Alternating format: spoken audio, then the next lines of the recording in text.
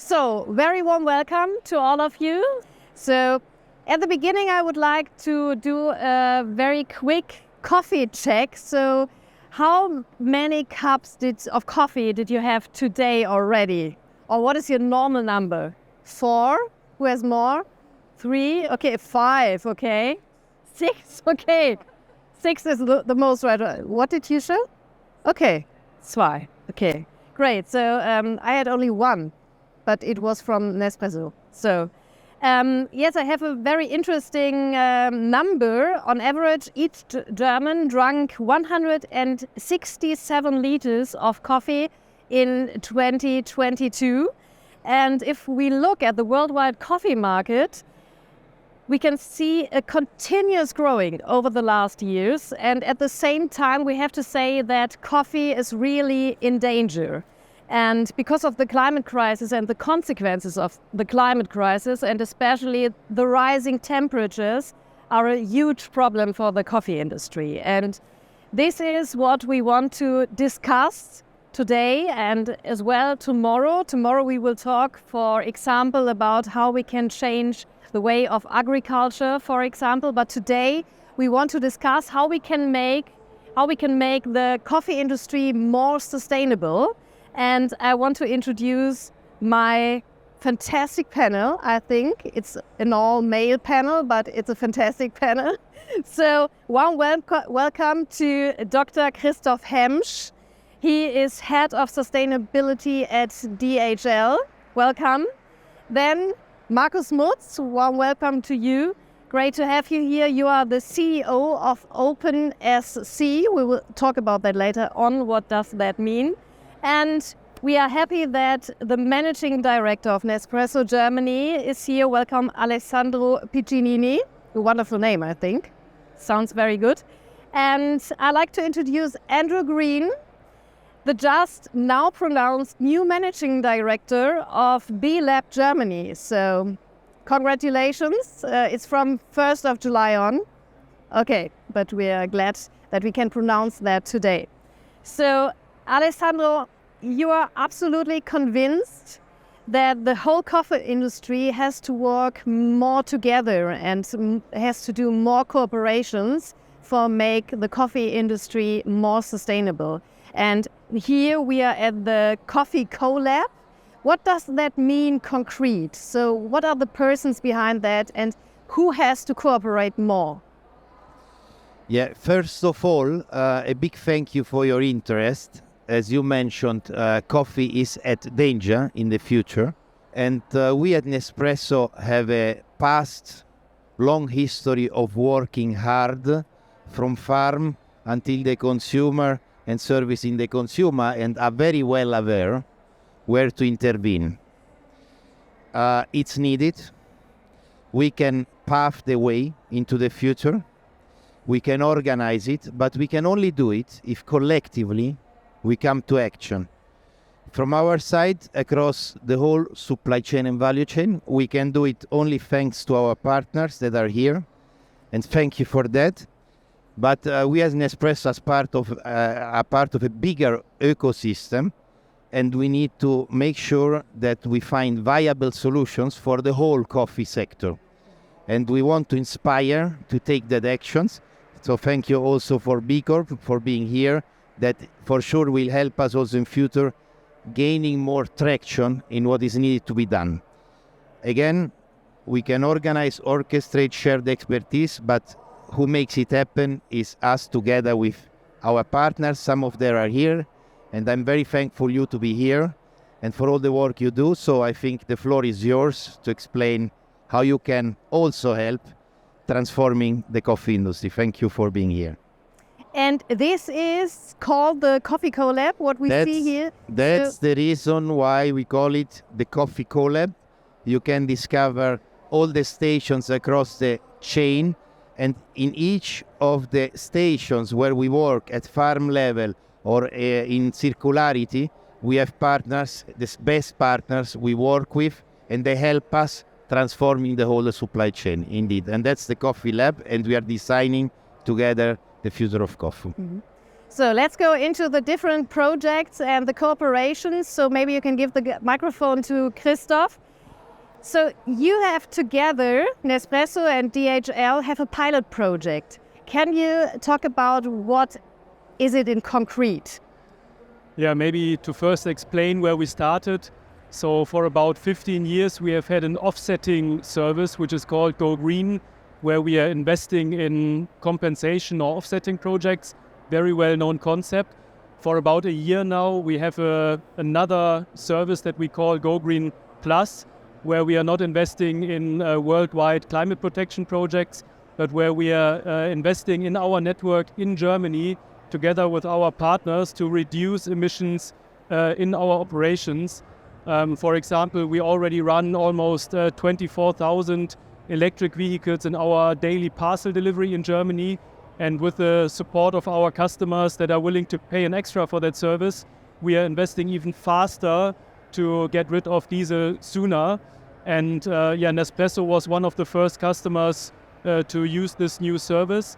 And now together we are going even one step further and trying to utilize the green vehicles where the Nespresso parcels are actually being transported.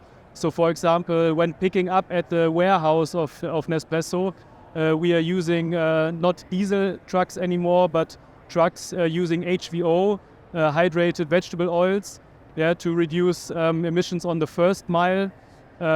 We are together trying to push more Nespresso parcels to the trains that we are using for the interregional transportation in our network.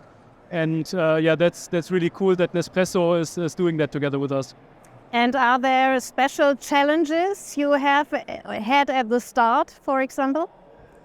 Yeah, I mean, the idea of Go Green Plus is to use the green technologies, green assets, where the infrastructure is there. So, for example, we have introduced about 300, 400 heavy-duty trucks that are powered by biogas. And in Germany, there are very few gas stations where you can fuel up a truck with biogas. So we are utilizing them wherever we have the gas station. And when Nespresso asked, but can't we do it right at our warehouse, we had to find a partner to provide us with a green fuel right at Nespresso's doorstep and not somewhere else in our network. So that was really, really challenging. And the final goal is to become climate neutral. So, but this is a difficult word in the last month. So what are the specific goals behind that? I mean, we as a group, we want to be carbon neutral by 2050. That sounds like a long road, but 70% of our emissions are coming from air freight. And in air freight, there are currently not so many technical solutions. So we are one of the biggest procurer of sustainable aviation fuels in the market to increase the production, but still it's a long way there. But we also have an intermediate target until 2030. We want to reduce our emissions by about 30% compared to 2021.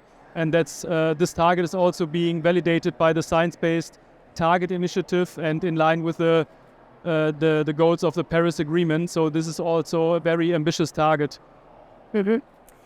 Markus, let's explain what OpenSC is. SC means supply chain, and I watched your TED Talk and read the introduction, and they said you created a supply chain tracking that will dramatically change the way we think about our next meal, and in our case today, our next coffee. So what does that mean, dramatically? So are you a game changer, or is OpenSC a game changer? I think we should all aspire to be game changers, I think we should all aspire to be game changers and then be humble enough to let others judge at some point whether that was successful or not. I think the word dramatically for that makes sense, because what we're trying to do is bring a new type of transparency to food supply chains, right, including coffee. We know a lot as consumers nowadays about almost every aspect of our lives. But for some reason, we accept that about the things that we put inside our bodies, we know very little. Sometimes we know roughly where it comes from, but we have to trust somebody that just tells us about it. There's no real data about that. And that's what we're trying to change. And, Nespresso is one of the first larger corporations that goes on this journey with us. So we are creating very granular, close to real-time data from the place where it matters most, which in food supply chains is the source. So in the case of coffee, that's, a smallholder farm somewhere in the world where the coffee is produced. And instead of relying on a manual audit where somebody goes from time to time to check whether something looks like it's the right thing and everybody knows the auditor is coming, what we're doing is we're trying to find ways to continuously sense meaningful data from these hard-to-get-to places and continuously analyze that in order to verify whether the right thing is happening or not, so that it becomes actionable. Okay. So I think you can show us how that work exactly. Is it possible? Because you... I'll give it a try. So the technology is not with me right now as much, but I'll give it a shot. So basically, what I'm showing here is the start of the cooperation with Nespresso that we did with a specific coffee that comes from the Democratic Republic of Congo. Okay. What I'll show you here is what the end result is that an end consumer can see when they purchase this particular single origin coffee from Nespresso. So first... So your iPhone is on the monitor? My iPhone is on the monitor. That's a good start. That's my wife. Apologies for her manners. Sticking her tongue out. What you now see is, the camera of my iPhone. Thanks to COVID... actually, can I ask you to hold my microphone? I kind of need my both hands here right now. I can do that as well. So let's do it. Thanks to COVID, most consumers now know I can do it. What a QR code is and how to use it. That's a great advantage for this. And when you scan the QR code inside these coffee pod packaging here, it leads you to an end consumer experience that's powered by our platform, by the OpenSC platform, that's showing you where this particular batch of coffee is coming from. So what you can see here is it was actually 1,184 smallholder farmers in South Kivu that contributed to this particular batch of coffee in those capsules here right now. You can follow the journey of this. And it starts in this quite remote area in the Democratic Republic of Congo, and in this case, from 114 different collection points where that coffee was collected from the over 1,000 farmers. And you can follow it then throughout its entire journey, some of it, I'm sure, powered by DHL, via ship into Europe where the roasting and the packaging happens and so on. But the interesting thing is, what do we know about the farmers, those who actually produce the coffee? Yeah. And we can see for each one of those farmers exactly how much coffee they've produced and that they've been paid the right amount of money. They get? Exactly. So let's say Kalungu, that's a town there. 53 of the 1,184 farmers live and work there. And when you look at each individual one, you can see, for example, that Mungui Koen, for privacy reasons, we're not showing his last name, has contributed 263 kilograms of coffee cherries. And we've ingested data from a local mobile money provider that shows us that he's been paid exactly the amount of money that he should, given that he's contributed 263 kilograms. Okay. And are the end consumers interested in that? Do you know that? Well, I think you should ask some of the store personnel from the Nespresso flagship stores where they directly interact with them when this coffee was first launched. Given none of them are right here, right now, I'll paraphrase, they were very interested in it. But I don't think we're going towards a world where everybody, every time they have a cup of coffee, look at the QR code and spend 5 minutes understanding this. But I'm hoping we're going to a world where consumers will expect that they could if they wanted to. That's the power of transparency around it. Not that you absolutely have to, but the fact that it's there creates value in and of itself, because it means if there's something wrong about it, somebody will have a look at it and say something about it. So come back to us. So Alessandro, if there is a kind of an alarm, because you can see it maybe with the system of OpenSC, what happens then at Nespresso? What will you do then? But first of all, it's we can trace it back, and depending on the alarm, I think if it's climate or if it's child labor, whatever, or the payment is not there, we can act. Okay. Yeah. So I think transparency and data can lead to actions. Okay. I want just when we look at data and science, this is 1 liter of coffee. That's the beans. There is a lot of work behind that beans. Yeah, really. That 1 liter. Yeah. And 100 million people, some of them you could see where they are depending on this. Okay. Yeah. And if we look forward, as mentioned, that's a danger. Okay. And I think only data, transparency, that then goes forward to standards, standardization. So it should not be an Nespresso exercise, as you said. I think it should at some point be expected at every product by consumer. That's the dream. Yeah. But only then we can better act upon the needs. Yeah. Not only the crisis, but also the needs for more sustainable practices on the field. Maybe if the tracking was given, including the distribution, the DHL tracking. Yes. It's just another idea. So a new cooperation, for example. Yeah. It's a new cooperation. Yeah. Maybe we can then show the way indeed, and I think it's needed. It's really the way forward. Yeah. It's a journey. It will require patience. It will require consistency. It will require still a piloting spirit and venture capital to start with. Yeah, but there is no way not to go that way. Yeah. And on this way, you cooperate with B Lab. So you can give the microphone to Andrew. And I have to explain B Lab a little bit. So it's a non-profit organization that mobilizes a community of businesses that are addressing all topics of sustainability in the economy, balancing people, planet, and profit. And it's possible for businesses to get certified by B Lab, and then they are called B Corps. And what are the criteria for becoming a B Corp? Well, first of all, thank you for the invitation to be here. Really big thanks to Alessandra. And thank you all for joining us for the talk. It's great to be here. The criteria, I mean, we just touched upon one of them. The last discussion actually was about transparency. There's really 4 main pillars that we, kind of 5 pillars when we think about Nespresso that certification requires. It's all about businesses or companies that want to have, already have, or are aiming for higher social standards, higher environmental standards, higher amount of transparency, as we just spoke about, and accountability. But we break this down into a few different categories. And these categories come in under what we call our BIA, our Business Impact Assessment. Now, this is an assessment tool that Nespresso has taken, OpenSC has taken, and over 7,000 other companies in the world have not only taken the assessment, but become B Corps. There are many, many more thousands of companies who have taken the certification, but for whatever reason, chosen not to become B Corps, and that is okay.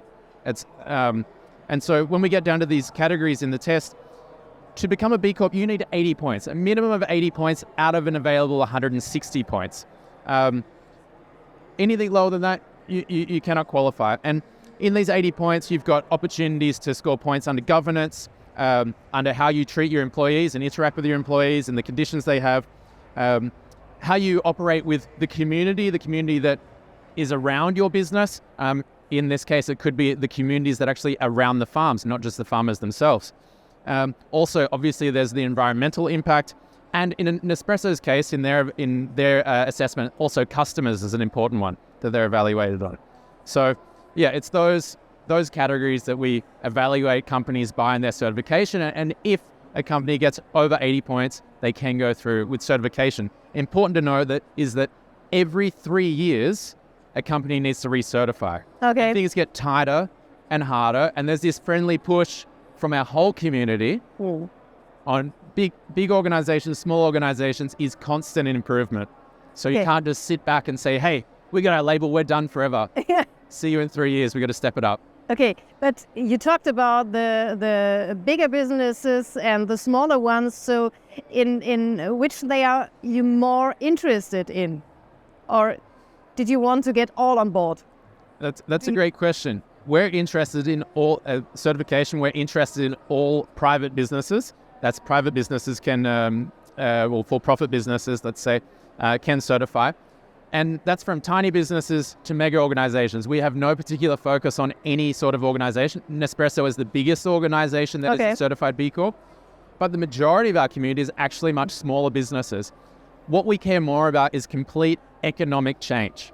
And we're only going to get this through small organizations who can be nimble and innovative and show what's possible, and bigger organizations that can scale to impact.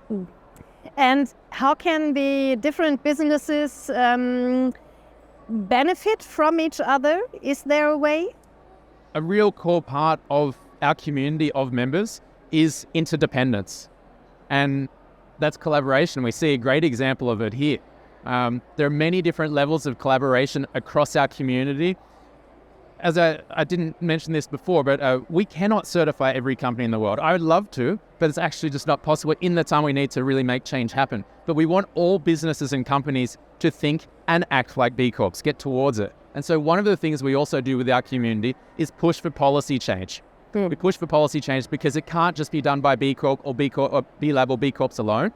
And so we bring our community together to make other changes happen. For example, we have a let's call it a consortium, a group of B Lab members who are all in the beauty industry. And they've come together for pushing for policy change in Europe. And I believe that also Nespresso, along with Valeda, who's another one of our B Corps, signed a letter last year encouraging businesses in Germany, hey, this is a movement, this is a way you should be doing business, let's take it forward. And I think that community is invaluable to anyone that wants to be part of it. So, Alessandro, why did you choose the B Corp or the B Lab cooperation? Because we heard it's a strong and a tough way to go. I mean, the times are tough and the actions needs to be tough. And I would say B Corp is tough. Not only the certification is tough, also the assessment is tough and the criteria beyond each of the assessment. But that's what we need, okay? That's what we need. We have the opportunity to get for each of the criteria knowledge within the community that we can grasp on or even share. We can, as said, show the way, call to action others to join that movement. But at the very end, it's something that brings us in the need to put profit, people, and planet together. And I think from an organization, it's a dramatic shift and transformation, also from an internal organization that we need to go for. I tend to say we at Nespresso driven by quality excellence because we want to be excelling in everything. We always wanted to be the best of the world. With B Corp, I think it's changing. We want now to do the best for the world. And I think if we go through this transformation, it's something it's a duty to preserve also our business, by the way. Okay. So let's go a little bit deeper. You can give it to Marcus, a little bit deeper in the question how the different companies can benefit from each other. So your name is Open SC. What means open? So is it an open source, or could other companies see what you are working with Nespresso? Yeah, so first of all, open stands for transparency, right? We want to open something up, make it transparent, make you able to see what's actually happening so that you can instigate change for the better through it, and that continuously. Quick enough so that it becomes actionable. Secondly, open because, we may have chosen to start working in coffee with Nespresso, but we're also open for business. So if somebody else wants to do something similar, whether in coffee or in something else, then we're open for business, and we're working in a number of other commodity supply chains as well. I think, for us, the part that is important here is that we're building something that becomes scalable, because only at scale will you actually have impact, right? And so you got to start somewhere, and it makes sense to start in something small, but always have in mind that what you build needs to scale to truly have impact. So, Christoph, how can you scale up this pilot project? Are you doing this only with Nespresso, or are there other partners right now? And how to scale this up? Yeah, currently there are very few other partners, and Nespresso was the very first one. And yeah, I said it's really hard to reduce emissions in our network, but in some points it's operationally feasible, but it's even harder to follow up on what we've promised. Yeah, so in our operational systems, for example, our transportation management systems, there is no indication for we have promised Nespresso to pick up with an alternative fuel. So we need to change our transportation management systems to follow up on what have we promised to which customer. Are we doing what we have promised? We need to be able to report on that also to the customer and to an external auditor. So what we are now developing together with Nespresso or for Nespresso is then also being scaled to other customers in the future. Mm-hmm. So, Alessandro, this is very important to share knowledge, and this is what we're talking about, and the big word transparency. So is Nespresso ready for a new dimension of transparency because it's needed right now? Yes, we are fully transparent, and being part of B Corp, all our certified impact assessment results are public. So all is visible from the physical logistic. I think all is visible. Yeah. So transparency, it's something that is, I think, critical for the future. But as you can see here in these 3 measures that were just explained, I'm enthusiastic. It all starts small. Yeah. Also the pilot project with DIL Go Green Plus, or B Corp starting small, trying to engage with bigger companies, or scaling up beyond coffee over time, or more in the farms, I heard. So all needs to start. Okay. And what we did is we put forward a clear plan. It's part of the Positive Cup report. It's a roadmap, it's a plan. There are clear commitments. The most important is to achieve CO2 net zero in green coffee production. That's where we have the biggest impact. But for each of the areas of work, which are circularity, climate, which means decarbonization of the value chain, empower the communities to ensure living conditions for farmers, inspire for collective actions where we work with B Corp. We have clear measures and plans, and these are all shared, and we will share it on a yearly basis, our progress. And I need to mention the last one, the 5th one, and I do it at the end, which is regenerative agriculture, because that is the number 1 game changer that we want to address. And this I heard we talk tomorrow about. Yes. But this is the number 1 game changer that we need to address in coffee. Yeah. So let's do a short finishing round, and so that our audience has some takeaways from today and from this panel. You have the microphone, maybe you can start. I think the microphone has become a hot potato very quickly here. So the question is how to design future of coffee, and what does that mean for you in your own words? Only 1 sentence or 1 word if it's possible. So maybe you would like to start. Well, if it has to be 1 word, then from my perspective, it has to be transparency. It has to be transparency because only what you can see is something that you can change afterwards, or can keep it that way if it's already good, right? But from my perspective, it needs to start with transparency. Okay, then you can give the microphone to Andrew. I would say collaboration is king or collaboration is queen. You can choose which one you want. Yeah, I would say manage complexity, because we see that the supply chains are very long, very many steps, and only if you go all the way, you will be better. Yeah. So, you have the last words. If it's 1 word, I would say belief. If you don't believe, it will not happen. And more specific, it's transform, innovate, partner now. Okay. So thank you so much. I think we can get an applause for this round. Thank you very much. And Thank you for your interest. most of them will stay here a few minutes so you can get in touch. You want to say something? Just something to aside here. I'm not sure if you saw it in the news earlier this week, but there was a man taken from his house in Bavaria from preventative measures from protesting, doing climate protests. It's a very dangerous precipice that we're on when we start taking people from their house without charge because they might protest about something as serious as climate change.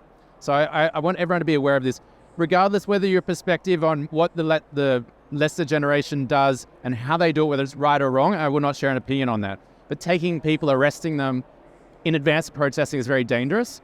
And so I encourage you all as professionals, as business leaders, if you care about net zero, if you care about these targets, you need to pay attention to this and find a way to contribute. And that contribution might just be, if your staff are late to work because there was a protest, say, that's okay.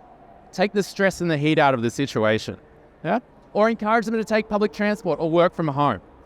But if we really care about stuff like net zero, then we have to care about everything that's going on around it. Yeah, that is right. Thank you very much for this statement. So you will stay here a little bit longer so that everybody of you can get in touch and talk to each other. Thank you very much for coming and have a great day. Bye.